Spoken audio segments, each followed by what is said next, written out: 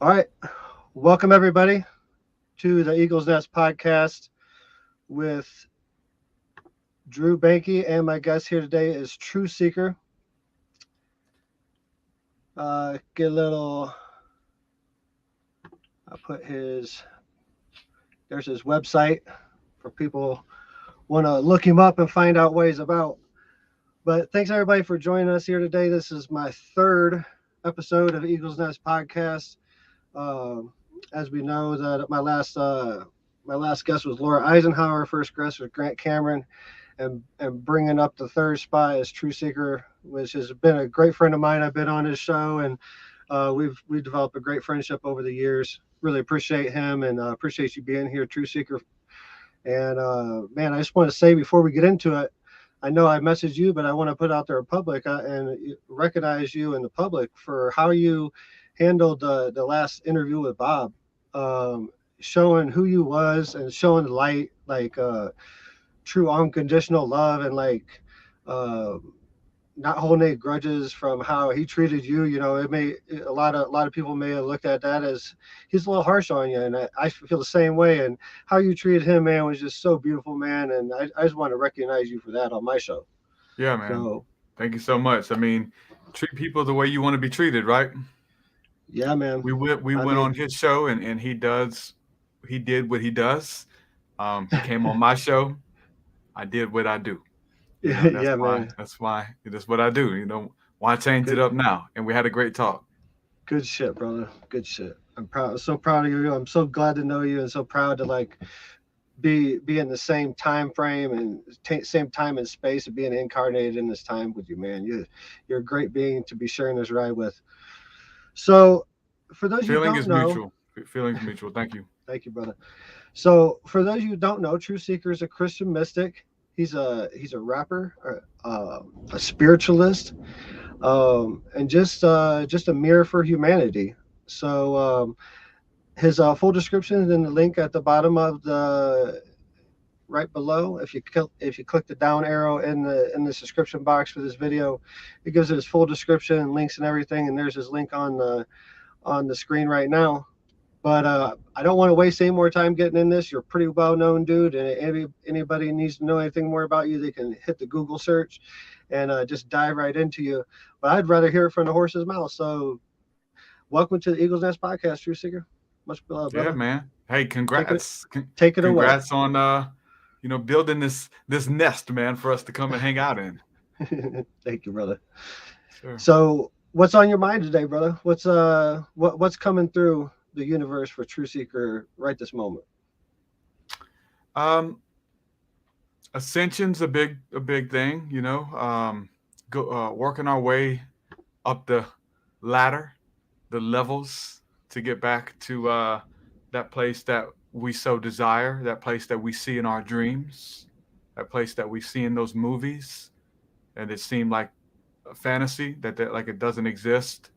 Whether it's different realms to get the different rungs and realms to get there, but that place we call Eden, paradise, the place that we came from, and I think the place that we're headed back to. So this process of ascension, and I've really been studying it from a biblical perspective, and I've been experiencing it, and it's been amazing. I've been super in the books lately, like for months, honestly, with my head in the books and antiquity and in the Bible, and really breaking down words, Greek and Hebrew, and just getting lost in the etymology of these words. And what I'm uncovering is beyond words. It's Speak on it. scary. Speak It's on it. Speak scary on it, because brother. Share a little bit with us. it's. I mean, it's so much. It's so much. It's scary. Most of it's foreign. Um, and it's a whole world that I feel like I've been privy to tap into. Um, and you know, speaking of Bob, I really do think that something unlocked when I went on Bob's podcast and handled myself the way that I did without attacking and slandering and yelling and arguing, which is partly my nature. But I think that was a test to overcome that nature, that lower nature, that argumentative, I have to be right nature. And I think when I did that God and the angels honored honored that humility. I think that's the only thing that they honor, to be honest with you. And that's how you pass and graduate those tests, to go up higher and higher, become lighter and lighter as you're able to carry more and trust it with more. To whom much is given, much is required. And so passing these tests and articulating them, I've been articulating them, but it's just getting deeper and deeper and deeper with my study of what this test is about. Again, kind of going back to what I said, going back to Eden, being kicked out of the garden, fallen angels, if you will, who are being tried and tested to see if we can come back home and take our rightful place back amongst the stars. Beautiful. So how would you say that for one, I want to hear your current definition of ascension. And for two, I want to hear how your definition of ascension has morphed, especially over the past, say, since 2020, since COVID happened, how your definition of ascension, if it has changed, if it's changed any since, evolved over the past 2 years or so. Yeah. So I guess my definition of ascension would be just the idea that we all start off on this plane of existence equal, maybe at zero. And so the definition or the picture would be something like Jacob's ladder, a ladder that ascends upwards into the heavens, or a spiral, if you will. And that spiral also descends into the lowest parts of hell. So we all start out equal. And throughout this life, because of decisions and experiences, we can either go up on the rungs of those ladders, levels, dimensions, densities, but we can also go down. And there's testings, angels, demons, experiences, gods, gates, windows, portals, all of that. The interesting thing of how that's changed for me, like I've kind of always known it a bit to be a thing, but I think it's always been from a more of a spiritual standpoint and not really from a religious standpoint, me being a student of the Bible, right? But what has changed as of recently is finding all of this in the Bible. And that's what took everything. Like the Bible is a book of ascension, and the levels and the rungs and the spirits that are over different levels and portals and dimensions. And that's been amazing to see this whole story played out biblically. And it's just kind of been blowing my mind to be unlocked and to be privy to that. Because it looked like something else, or it's just heaven or hell kind of thing. But wait, in between, if heaven is the top and hell is the bottom, but in between are many different levels or shades or contrast, if you will, and the different beings of what we'll call angels, gods, demons, elementals, whatever. There's any and everything in between.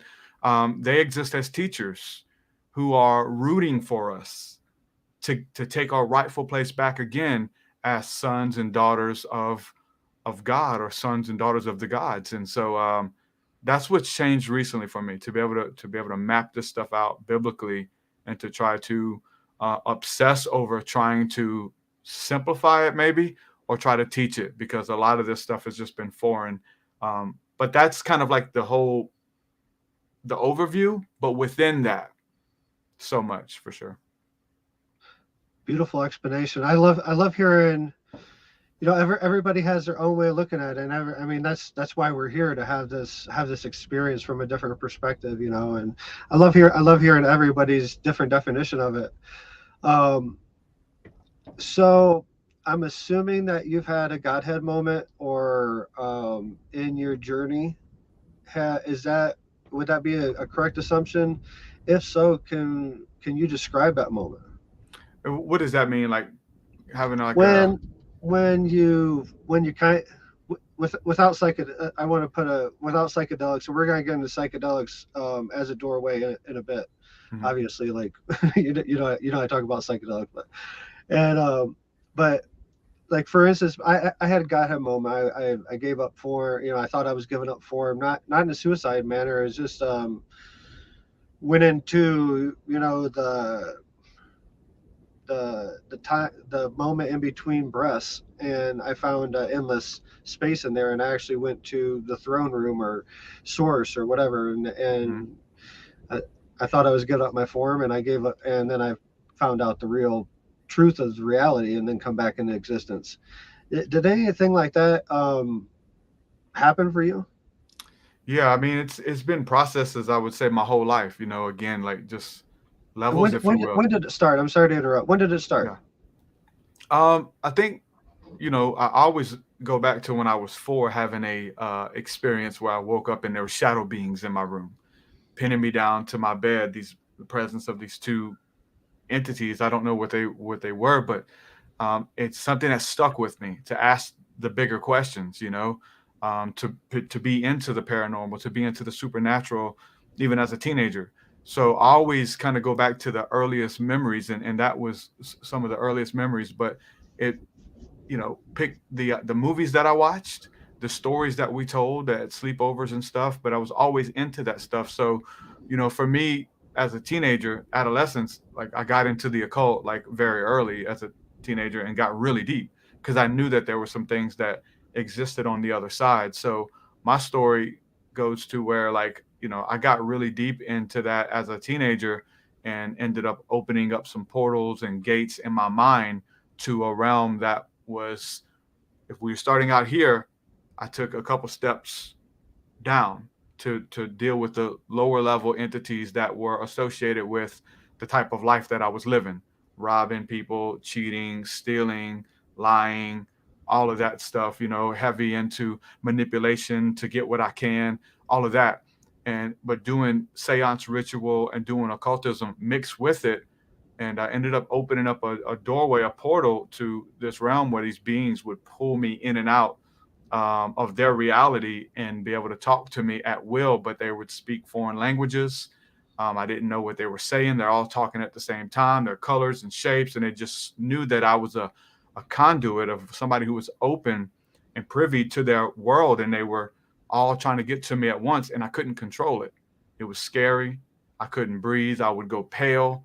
I would be in mid conversation and they would pull me in, and I would just be stuck in this realm with all this stuff. And it was like rock bottom, because I couldn't turn it on. Again, mid conversation, my health started to deteriorate, coughing up blood, getting real sick, going schizophrenic, couldn't look nobody in the eyes, heightened sense of spiritual abilities such as like ESP, psychic abilities, reading people's thoughts, reading energies, but like at 100.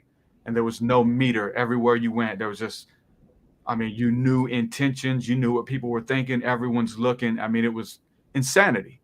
And I was 15, and I knew that something had to give because I was going mad, and I knew that I would be in a straitjacket on medication in a hospital somewhere if I told people what was going on.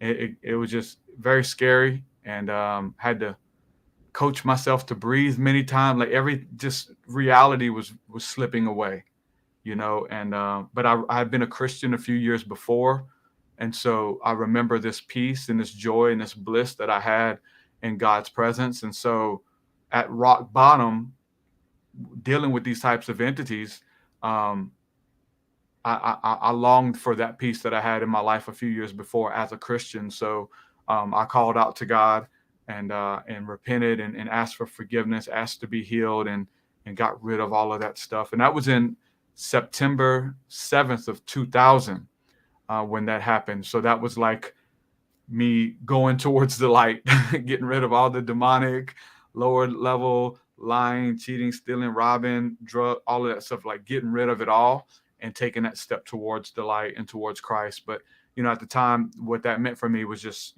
going to church and doing the right thing and being a good person. So that was like, it shifted, and I had to get out of this hell that I had created for myself that only I could see. So yeah, that was like where the rubber met the road. So there's like these really scary, dark, occultic moments, but then on the other side, really beautiful moments in the beauty and light and of the angels and God's presence and the Holy Spirit and all of that. So we're talking about ascension. We're talking about polarities. We're talking about heaven. We're talking about hell. And there you are, human souls somewhere in between these rungs and these levels that coexist, and they mirror one another. all of the synchronicities, just like we talk about synchronicity now. And that's literally the angels leaving breadcrumbs and moving and shifting things for you, letting you know that they're in your life, to be lucid in this dream, to be cognitive, to know that God has your best interest in mind. Many of us are experiencing that, but most people don't know. And thank God that just as that exists with the angelic, the opposite level, if that's level +3 in the spirit, then -3 is a mirror image of that realm. But instead of angels telling you how awesome you are and you got this, and they're rooting for you and encouraging you, you've got lower level demonic energy reminding you of your hell, reminding you that they're going to kill you. You're seeing synchronicities and billboards about your death. You're having nightmares. They're running torment on you. So both of those realms are a psychosis, but one is a beautiful angelic psychosis, which I welcome it, and the other is a demonic, lower nature, demon, bottom of the barrel psychosis, which gives birth to death. Amazing way to put it. So I believe, I'm a channel and done all these things and get messages all the time myself, like many of us do. One of the things that I'm shown for people that are at our stage of this process, because I asked, like, what would you describe us as? Like, like I asked the spirits, the guides, or basically myself, what am I supposed to be in this being right now? How am I supposed to look at myself as a mirror? And that's, I think we become mirrors when we get to this point, because we're mirroring the darkness below, we're mirroring the light that's above us, and trying to show people that middle way. So I think that's what you're getting at. If I'm picking, if I'm on the same wavelength, would you look at yourself as a mirror for humanity at this time? Yeah, for sure. Like I really resonate with that. A mirror or a bridge even as well. But I do like the mirror just because I try to meet people where they are. The Apostle Paul in the scripture says to become all things to all men in order that you can win some. So becoming them is finding out where they are and resonating at that level. Like polarities is a law, but resonance is a law as well. You have to find that resonance with somebody. If you're resonating way up here and somebody's below you and 6 levels below you, you're going to sound like a madman. You're going to sound like a crazy person. There's many people, I'll share that story that I talked about, the demonic and all of that. People don't even believe that. Even spiritual individuals who have never seen that or don't think that that's real, that maybe it's all in your mind kind of thing, and they don't believe in those types of entities. But resonance, finding out where people are, seeing where we can partner alongside them to help and to hold up that mirror. I think Jesus definitely did that for people. He met them where they are. He had their conversations, to those who were under the law. He talked to them about the law. For those who were into the deeper, mysteries, which were his disciples, he had that conversation with them. And the ones who could take it, the ones who would chew on it, the ones who would wrestle with it and unfold that beautiful gift. So mirror is a good one, even for people who are maybe elementary students, I would say, to just hold up the mirror, especially when it comes to people being judgmental and being harsh to other people. I try not to be that way or come across that way, but I think that showing someone, like Jesus talks about how you're trying to get the speck out of your brother's eye, but you don't know that you have a log stuck in yours because nobody's held up that mirror to show you. And if you get that log out of your eye, then you'll be able to help your brother get the speck out of his. Why? You'll be able to show him how you did it. So I really think that, resonating with people, meeting them where they are. There's this hierarchy and never talking down to people, but talking to people. Hence my Bob Larson interviews and just all my interviews, really, finding common ground with people that, yeah, we got differences, noted differences. We don't even have to talk about them. I don't want to talk about them. Yes, another podcast. Go talk about it. I want to find what we have in common. And there's barriers and walls and so much stuff that's falling down as we become that mirror and just meet people where they are. Beautiful way to put it, True Seeker. I really appreciate your viewpoint, man. And I see like so much of myself in this mirror that I'm looking at right now. And you play that role so well for people. And yeah, it's just a beautiful journey, man. It just really is. Oh, yeah. I don't know what else to say about it. So what's your viewpoint on? I know your viewpoint is psychedelics, but why don't you share your viewpoint on psychedelics with our audience, and how does that tie in with Ascension, and how does it? And here's the big question at the end. I'm not trying to bombard you with questions, but because I know how it is trying to keep track of them. But is there a connection between UFOs, psychedelics, Ascension, all this? Is there a connection there, or no?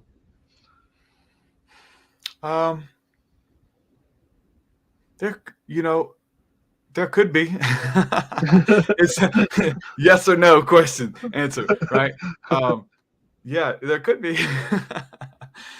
They play a huge role, for me getting clear, and for me coming from like a Christian perspective and being in that realm a lot of times, I like to mess with people and say, psychedelics opened up the door for me to step into full-time ministry, to get to do what I love for a living full time. I get to wake up and have beautiful conversations like this and work on music and create artwork. And that was it didn't seem like it was possible by any means for me to be able to do that. There was a long gulf in between that I would never be able to accomplish because maybe I wasn't smart enough. I didn't go to school.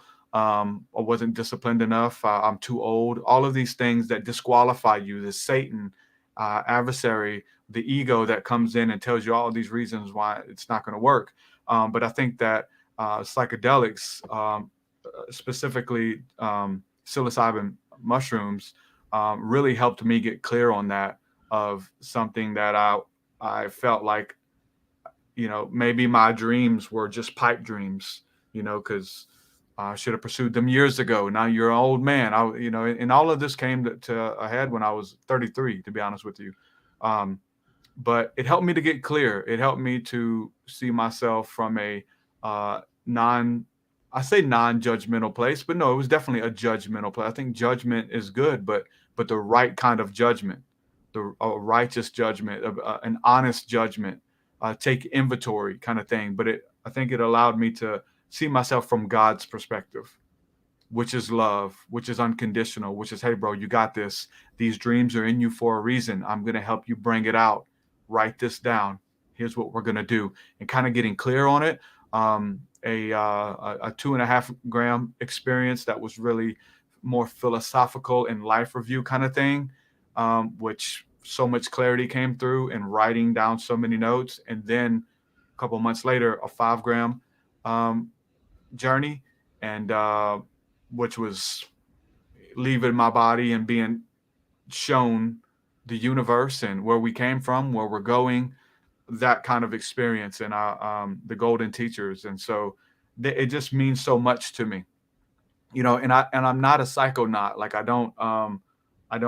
haven't done it in years. It's not something that I have to continue to return to, but I know it's enough because it's a medicine, and it needs to be, I need to share my story. I need to let people know, like, the potential for those who are sick are the ones who need a doctor, for those who need help, for those who are needing clarity to get over trauma, to deal with the things that they've been suppressing, and it helped me tremendously get clear on my vision. And I'm so thankful for the plant teachers, and they come in many forms, and whether it's something as simple as coffee, or lotus flowers to relax you, and cacao is really big in my life now. I do cacao ceremonies on our retreats that I love. Taking people and doing Kundalini yoga and breath work with ceremonial dose of chocolate, cacao. amazing. So there's so many that we have, and that's the beautiful thing, is we have so many modalities and so many brothers and sisters and teachers within the plant kingdom, and all of the kingdoms really that are here to help. So we're surrounded by such a great cloud of witnesses and helpers and friends in high places. Amen. So let's talk about Amanita mascara.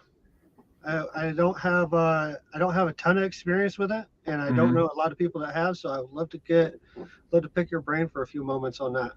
Yeah, the Amanita was an interesting one. Specifically, what's the difference between psilocybin and Amanita mascara? It's not the same at all. They're not. I mean, they have their own, functions. They have their own essences that they bring to the table, but there's no comparison, in my book at all.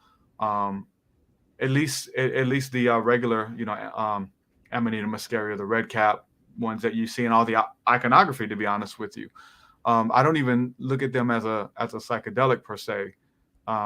So yeah, there's no comparison there.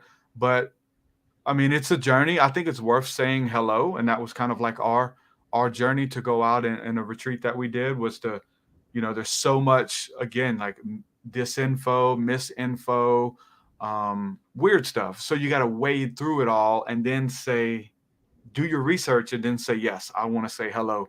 And that was kind of our thing, to kind of go through and say, hello, my name is Derek, and I just want to say hello and meet you. And there's all of this stuff about you, and we've done our research, and we're stepping up just to say hello. So it was very strange. It was more, when we did a massive dose, you have to take a lot more. We took probably 10 to 12 grams. Some of us 14 grams. We had to eat a lot of it. And before we started feeling it, because we took just a little bit at first, and we did it as communion, and we had a great experience, and it kind of relaxes you a little bit, but nothing was really significantly happening. So let's go back to it. So we kind of went in deep. So we do the 10 to 14 grams, and then within an hour, most of us are sinking into the couch, just getting really tired. And honestly, I think that's its main helper for humans anyway, is to relax you and help you sleep, a sleep aid, to be honest with you. I think that's what it's for. But when you overdo it in a almost like overdoing Robitussin, like Robitussin can help you sleep when you're sick and those things, but if you overdo Robitussin, buckle up, it's getting interesting. But it was kind of like that for Amanita with us, and it was strange. Time loops, repeating yourself over and over, very like skips. It wasn't fun. It wasn't spiritual. I don't think it was spiritual by any means. Some of the other guys saw some spiritual stuff in it, but did you see Santa Claus? No, really no visions. It was just I didn't know if you see any connection to that or no, it was just weird. It was like a broken record. To be honest with you, you would do something and say something, and literally 2 seconds later forgot that you did it, and you'd say it again. And then you'd say it again. And Paul Stamets mentioned a little bit about that in his interview, talking about him, where he said that he picked up a camera and he was doing something with his camera, and he dropped it and broke it. And he picked it back up in the car, and he just kept doing the same thing over and over. Like he was trying to fix something, but he kept dropping it, breaking it. I remember trying to go to sleep, laying in the bed, thinking I need to flip my pillow to the cool side, and I'd flip it. And 2 seconds later, I need to flip my pillow to the cool side. And I don't know. It's so weird. I don't know how many times I flipped my pillow. You wore a hole in that thing, huh? I don't know. It could have been twice, but it felt like 70. Like, I don't know. So that was kind of your face is raw and everything in the morning. Like, you're not like what happened? What did we do?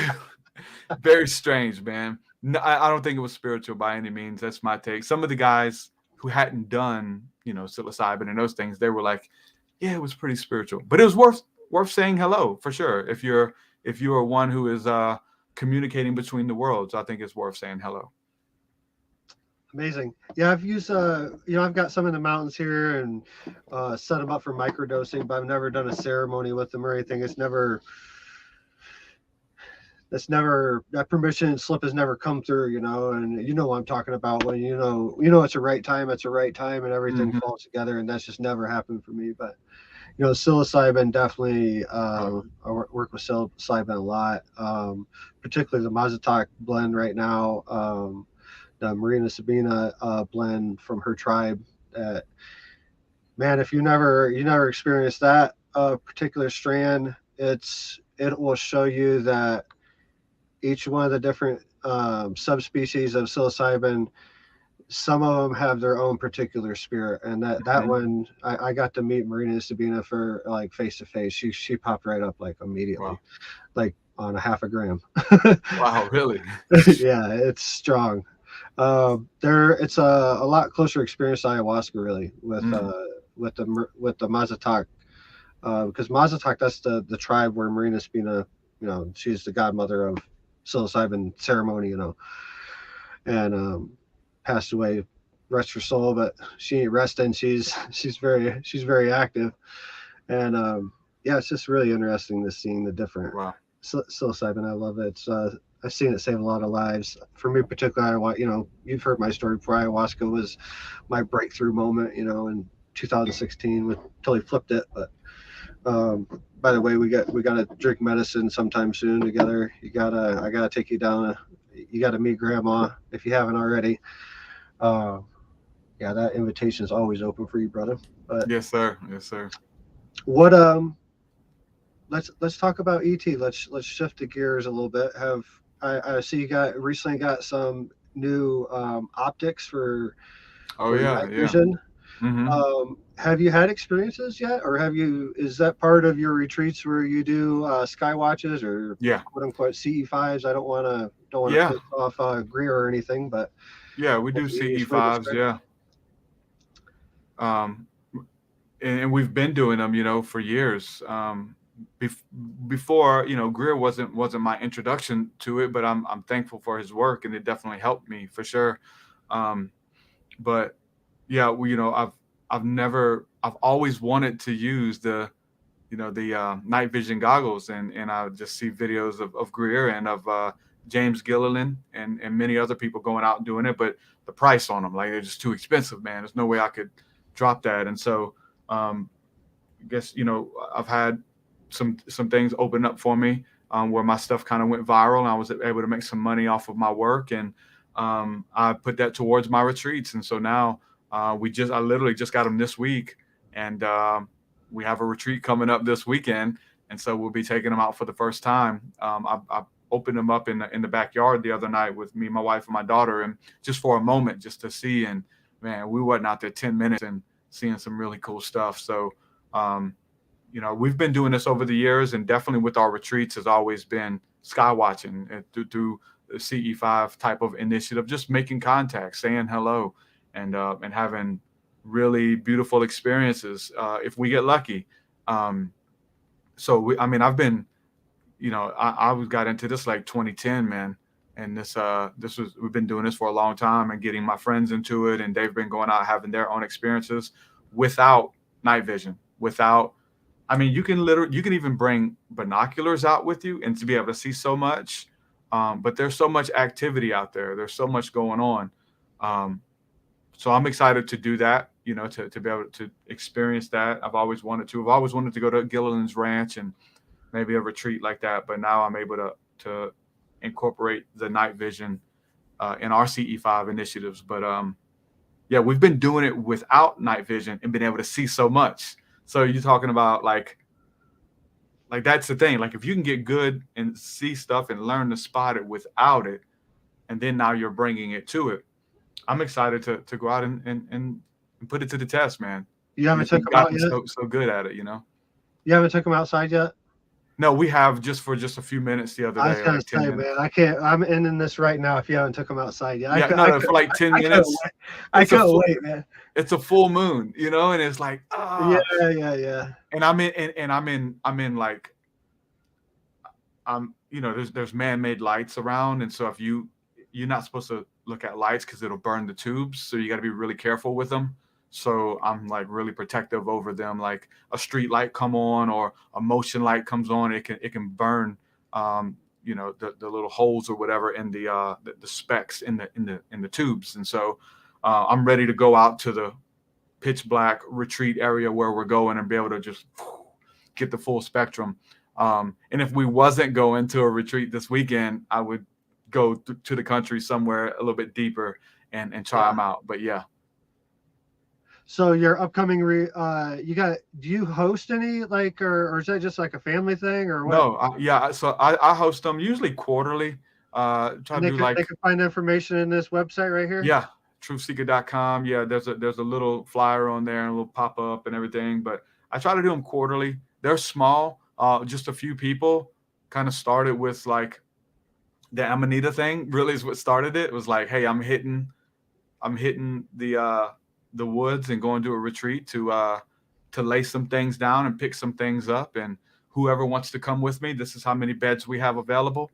And that's what it was. And man, the first one I did, the ticket sold out within 24 hours. I had 8 beds and they were all sold. I was like, oh God, and people were emailing me, you got any more beds open? I was like, no, we don't. We're booked. It's like, oh man, you got to do another one. I was like, okay.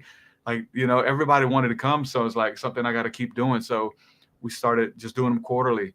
And so, yeah, we did one in with Illuminati Congo came out to the last one and put that on with me in early December. We did that one. And so here's the next one, man. And so we'll have probably another one in a couple months. But yeah. And you're in Alabama, correct? Mm-hmm. So do you do most of your retreats in Alabama or surrounding areas, I assume? It's kind of been at the same place for years. I'd like to start maybe going a little bit bigger, just being able to travel and getting a different place and do. I've been invited to come to like Arizona and put on some stuff and host some stuff there, but it's just easy. I know the area, and all that. So you don't have to travel right there and everything. I want to, but it's like it's easier.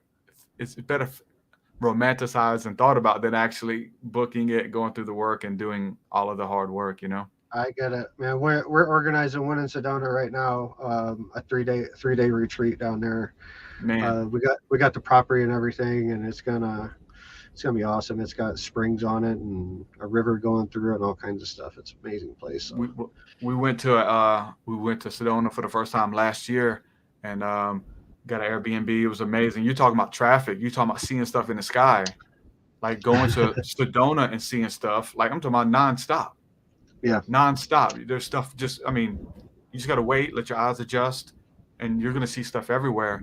And then we went to Monument Valley, which was about 4 hours away, I think it was, towards Utah, right there at the border. And I mean, you're in the middle, literally, of nowhere, and you're looking up, and there's vortexes, bro. There's continuous, like a highway, of things moving, going from one solar system to the next, this way, that way. It's like stuff everywhere, and there's no light pollution, and it's like, man. Amazing. Yeah, amazing. That's where it is. Here where I'm at, Blanca. I'm south of Blanca Mountain in the San Luis Valley, about an hour south of Crestone, Colorado. If you don't know about Crestone yet, look it up. And it's they got 86 different spiritual retreat centers there. They got ashrams. They got a peyote church, and yeah, this is so many. They got stupas there, and they got a meteor crash. There's 2 meteor crash sites, impact sites in this valley. One of them's like 3 million years old or something like that. I'm about to do a C5 this year. I'm planning that too. Bringing down Grant Cameron. That was my first guest for Eagle's Nest podcast, good friend of mine, and a well-known UFO researcher. Trying to get him to come down from Canada to take part in this with me.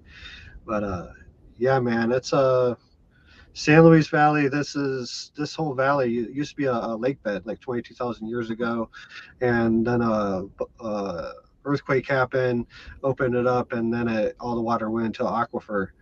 and it's right near the border of New Mexico and Colorado, which is the 40.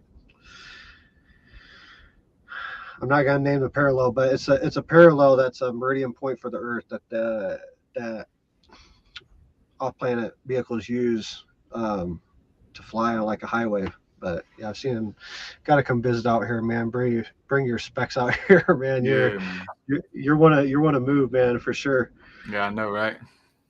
So what do we got coming up for TruthSeekah? When we gonna get to see TruthSeekah on the conference, like in live person conferences? When is that happening? Anytime soon? I like to. I'd like to. It's just working with people, and setting it up and being able to get my stuff in a way of where I'm able to present it. Like I can talk about it all day, but I really do need help presenting this stuff because it's very scary, to be honest with you. Like I said, like all of this new information that I can prove and biblically in a way, the antiquity, there's some wild stuff, man. I'm excited. Like I'm super, super, super excited, but everything is so far out. Like I don't even know who to talk to. Well, take us there right now, brother. You have a platform right now. We got two people in the live chat. We're loaded up, but let us know give us the most what opens your eyes the most. What opened my eyes the most? Ascension was a big one. Ascension in the Bible, really big. Ascension to go back to the garden, to go back to Eden, where we came from. And we're here to learn. We're here being tested. We're here being tried. We're here to learn to love so that we can be welcomed back into paradise. And that whole story, this idea of the fallen angels and who they are and the Nephilim and those guys. We are those guys. Those are our parents. Those are our brothers and sisters. We were kicked out too. We can't go back. We're too evil. We have to shed the skin. We have to get rid of that mark, the mark of the beast, the mark of man. That's evil, that wants to steal, that wants to rob and pillage and instant gratification. We're fighting with that. That is ascension. How do we do it, TruthSeekah? It's in stages of ascension. It's stages of overcoming the desires of the flesh, the sinful flesh. Starting the two easiest things to start with is going to be your sex drive and your food, your diet and the sex drives, the two things that animals, do without shame. It's the instant gratification. It's the things that not caring about others, not having a heart. Animals don't care. Like even like if my dog is eating and they're hungry, and I reach down there and mess with them or try to take his food, there's a lot of dogs will bite you and they love you because you gave them the food. But the instinct within them, it's in their very nature to bite you. So understanding who we are in the idea of ascension is that you are God and man. You have both natures within you. That's the mixture of what people are calling a Nephilim and the sons of God mixed with the daughters of men. And they bore children. And we want to look at that as from people of antiquity. But listen, that's who we are. We look at all of the ancient records. We'll say that our DNA has been tampered with, that somebody genetically modified our DNA. Yeah, the gods. We're mixed with God and an animal, a hominid. And we have both natures that are at war within us. And so that's the process of ascension. It's choosing love, choosing peace, choosing righteousness, passing those tests that are scripted, that all creation is watching these tests that we're going through, and the sky beings that we're so fascinated with, and we know that they're rooting for us. They can't come down here and fight our war for us. They're rooting for us though. You guys got this, man. You got it. We want to bring. Father said you can come home. But you gotta shed the skin. Father's not mad at you. Listen, this is the message of the gospel. He's never been mad. He's never been mad. It's only exactly. You believe the lie. What's our connection? I don't mean to jump around, but we're coming up on an hour, and I'm just trying to get in as much as possible. So much. what's our connection to Egypt, man? Why is Egypt come up in this ascension process so much for so many people? It's it's not, you know, not just some of us going through it. Majority of us in this process, you know, I've had Jesus, you know, visions, you know, I've had Egypt visions. And then, you know, when I started to share my message, I started to realize a lot of people have the same exact, going through the same exact process. Like, Mm-hmm. why is this, why does this look like it's random, but it's not? And why is Egypt it? Why is Egypt such a large part of it? Yeah, I think it's because we're going back to the cradle of civilization, to all the Mesopotamian regions and religions, if you will, to really figure out what's going on. Um, and that's where the Bible is going to bring you back to. You're not going to fully understand the Bible unless you understand who those beings were, what they were doing, the gods that were there, what was in Egypt, what was in Eden, and and they were all in the same place, and they were the major gods. Uh, the interesting thing about reading the scriptures and what I'm finding now about the pharaohs and those guys and the kings, and these weren't regular people, man. We even reading the scriptures, the pharaoh wasn't a person who was a ruler and a king. No, that was an entity. That was a god, and he had gods under them. All of the gods did, and we know that with some of these princes and some of these kings, but really all of them where like the Bible is a book of angelology and demonology. Every single name that is mentioned is an angelic being, is a god, and you hear their stories and what regions they're over, what what what emotions they're over, love and peace and war and all of these things, and they're expressed by their names. So going back to Egypt and these plagues and all of this stuff that happened and the magic, and man, that's been hidden to those who are initiated. Now in Ascension, what I did, I went down a couple levels, -3, whatever. um I peered into a realm that I had no business looking into. I that it wasn't privy for me. That you have to, in order to ascend and open the seals of revelation, the seven seals, it has to be open for you. It says that the Lamb is the only one that is worthy, and the Lamb is the revelation of Jesus, which is love, right? The embodiment of unconditional universal love, which is the only one that can break the seal for that new level of ascension, that new dimension, that new reality that you're privy to be opened up for you. You can study your whole life, you can read all the books, you'll never get it. You'll be chasing your tail like a wild animal. But the moment that you respond to love and you pass those tests that the creator and the creators have designed for you to test you, to turn the fire up, to shed the skin, to burn out the impurities out of you, to refine you as gold that can't go back to heaven.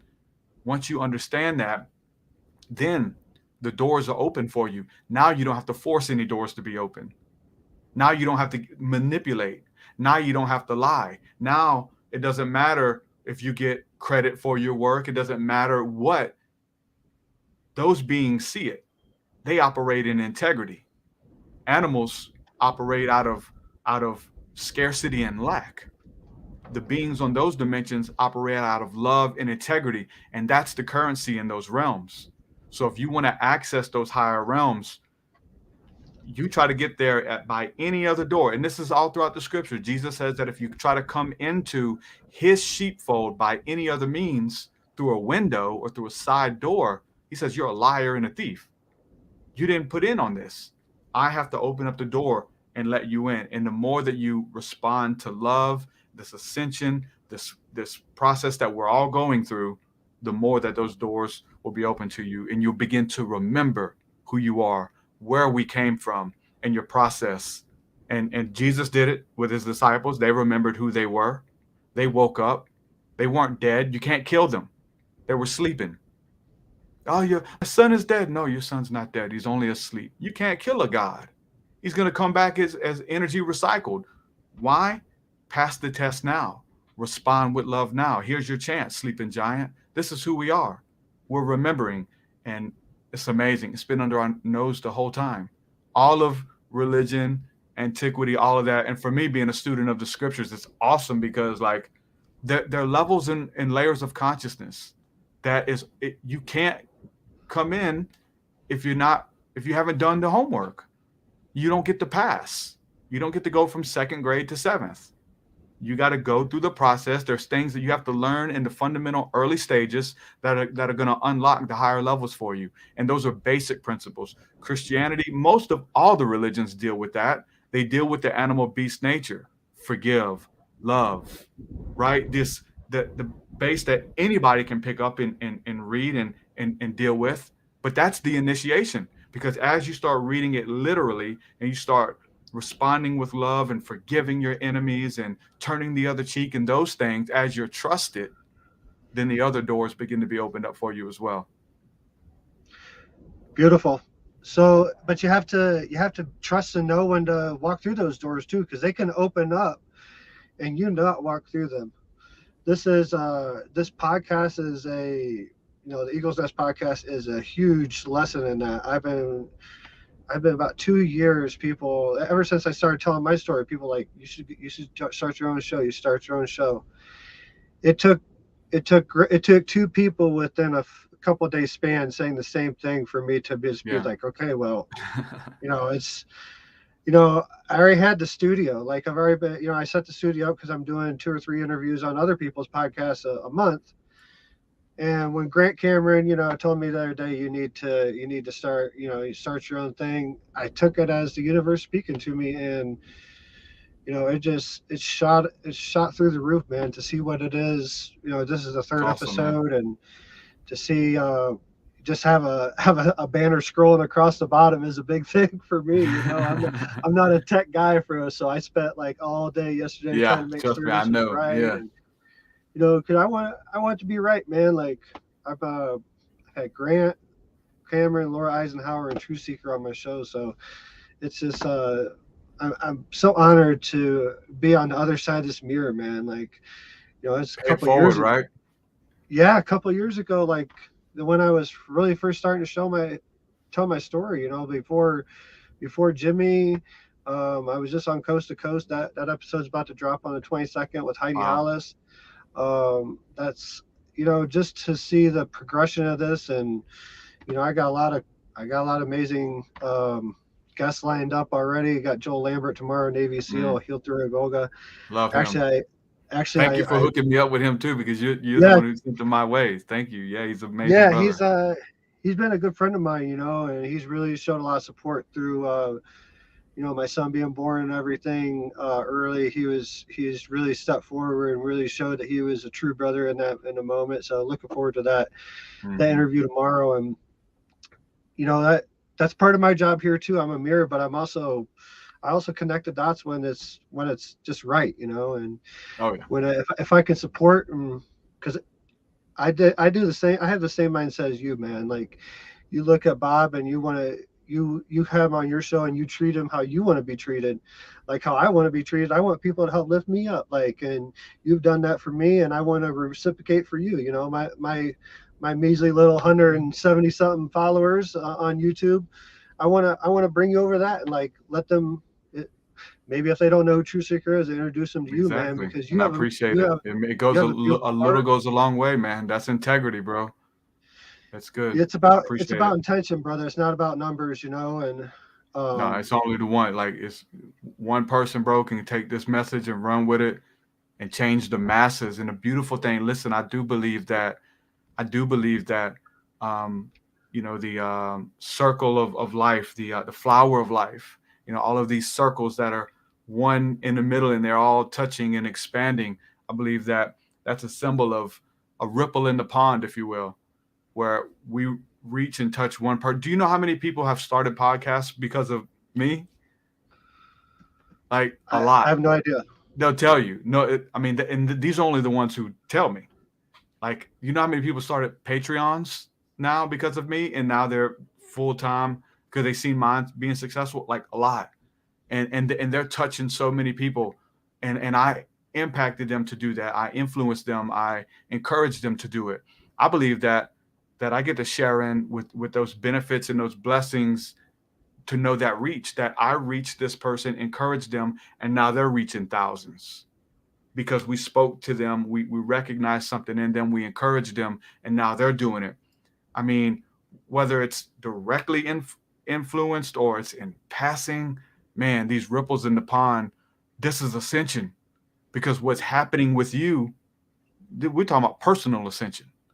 But when you got everybody on your street is ascending, now my city is ascending. Now everyone is, it's not just me, it's the collective. Now we're a global ascension.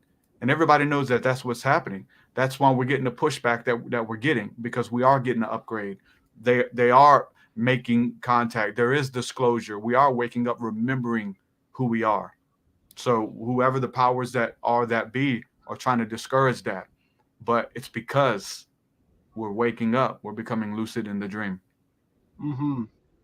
So we're under 5 minutes left. I don't want to. I want to keep it right around an hour. I know you're a busy man. Let's hear about TruthSeekah's books, music. Plug yourself, brother. Like this is your, give it to the people. How can we learn more about TruthSeekah? Yes, sir. Like you said, I do have a book, Spirit Realm, Angels, Demons, Spirits, and the Sovereignty of God. Jordan Maxwell actually wrote the foreword. I was blessed to be able to have him write that. So he gave me about 7 pages or so. Man, such a beautiful soul who just stepped into eternity. But that's available on Amazon. All of my music, my videos, my podcasts, all that stuff is at TruthSeekah.com. Truth SEEKAH.com. Check that out. And yeah, everything that I'm creating, music, podcasts, music, and still looking for new ways to articulate and share these beautiful healing modalities. Wonderful, man. What's you got any interviews coming up? Who's your next interview? Yeah. Oh man, I got some cool ones coming up. I've got there's a guy from the channel. Tomorrow I've got Laura C. So we're going to talk about her music. But Wednesday I got Dr. Justin Sledge, and this is a channel that I just subscribed to on YouTube that's blowing up. He's only been up for a couple months, and he's got like 130,000 subscribers. Esoterica, and so breaking down like a lot of the stuff that I'm studying, like magic and gnosis in the Bible and antiquity and stuff, and it's so fun and it's so fringe, and a lot of it's what I'm studying. So I'm just gonna be like a kid in the candy store, with him, just picking his brain, asking him genuine questions that I have. And those are like, always the best podcast, when you're really hungry and you ask the questions for a reason, because you want to know. It's so fun. So I'm excited for that one. Awesome. Well, we're looking forward to it, brother. And any last message for the people? Yes. Be encouraged, man. You got this. Listen, there's more that are for you than are against you. Your greatest days are ahead of you. Don't look to the right or to the left. Keep your eyes focused straight ahead on the prize, on the beauty, bliss, love of God that we can identify within ourselves and identify within each other. That's going to be what leads us into the promised land. Overcome your demons. There's more that are for you than are against you. Many blessings in Jesus' name. Receive that. Amen. Awesome. I got to have you back on soon, brother. Always, bro. Thank you so much. Thank you, TruthSeekah. Appreciate you, man. Yes, sir. Stick around. All right, everybody. That was TruthSeekah. Thanks for joining in on the Eagle's Nest podcast. I am Drew Banky. Check out my books. I'm perfect, and so are you.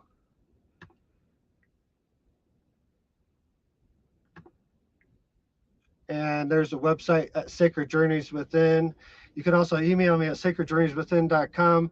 Join us tomorrow. Joel Lambert, Navy SEAL. He has healed through Ebola, and he's going to be sharing his story. He's been on a lot of shows, been in movies, been in on the Discovery Channel on Manhunt.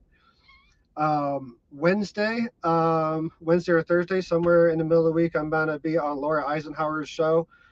And towards the end of the week, I have David Shealy. He had a Bigfoot experience in back in the late 80s. He was on Unsolved Mysteries, and yeah, we're looking forward to having him on. I'm trying to get him for the end of the week, but just keep eyes out on the channel, like, share, subscribe, the YouTube channel and the Eagles Nest podcast, and that's how we're going to spread. And thank you all. Appreciate it. See you tomorrow.